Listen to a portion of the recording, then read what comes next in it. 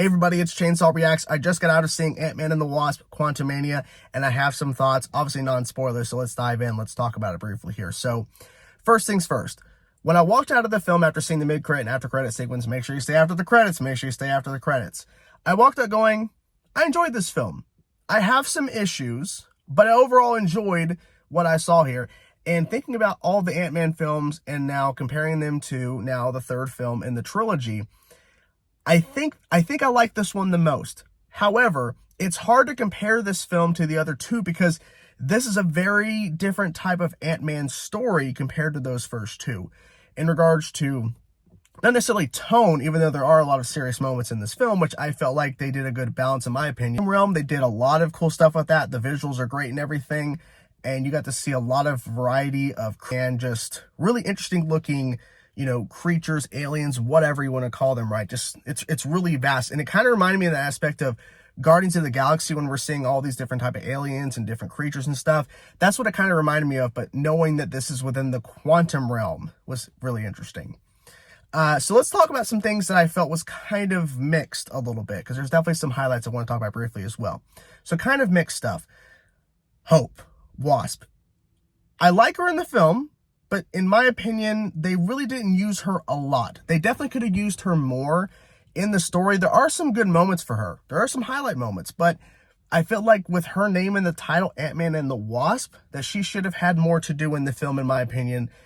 And unfortunately, that's not the case at all, because more of the focus actually goes on to actually Janet, you know, Michelle Pfeiffer's character. She gets definitely a lot more screen time in this because of her connection to certain things. So, and that was a good thing.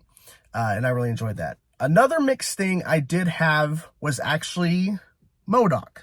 MODOK in the film. Now, there are certain elements of MODOK that I think are interesting, but there's other elements I'm like, the MODOK that I know from the comics, and I know this adaptation, so you can't really try to compare too much to comics, but I'm like, they got that right about MODOK, but that not so much. It's kind of hard to talk about without going into spoilers, so I will not. But all I will say is I'm kind of mixed on MODOK.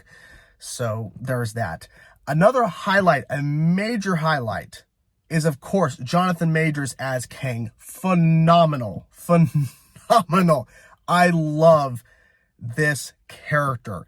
You're not supposed to love him, obviously, because he's a villain. But Kang is awesome, and I like how much depth we got with Kang in this film, because I was kind of worried that since this is his official introduction in terms of Kang the Conqueror, of course we've already seen a version of Kang and Loki and everything, but Kang the Conqueror, I thought that we were going to get some bits, but we got a lot more than I expected, and I really appreciated that. Another highlight is Cassie, or that's how it's not Cassie, is it Casey? Yeah, I think it's Cassie. It's Cassie, yeah, the daughter. Regardless of the recast situation where they recast Cassie for this film, when we actually had it already at Cassie in Endgame, I think that whole thing was a little wishy-washy, like a little messed up in regards to how they went about that, because I'm pretty sure she found out via like the trades and everything when they recast her role, in the Cassie who was in Endgame. But regardless, I liked Cassie's role. I was curious to see what they were going to do with her. Obviously, we've seen the trailers and everything, but I was curious to know how they were going to handle Cassie in this film. Solid stuff. Of course, Paul Rudd as Ant-Man, of course, fantastic as always. He's always great.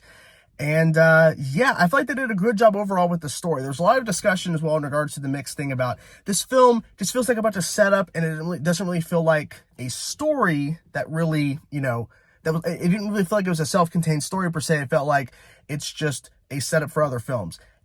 I see that point, I see that criticism, but I also disagree with it, because this was not a self-contained story, but a story that needed to happen, that yes, sets up things, and that happens in a lot of stories in the MCU. It sets up other things. However, in this instance, yes, there's a story that does take place that you can enjoy, and it's not all set up for later. There definitely is that, but there is story here that takes place here, that it's not all just set up. So I really appreciated that. So overall, like I said, I came out enjoying it. I think it's the best out of three in my personal opinion, but it's a very grander film, and I think people are going to overall hopefully find some enjoyment out of it. Even if you don't love it, even if you're kind of mixed on it, hopefully you will find something to enjoy from this film. So that's my quick review. Hope you guys enjoyed the video. I will talk to you guys soon. Peace out.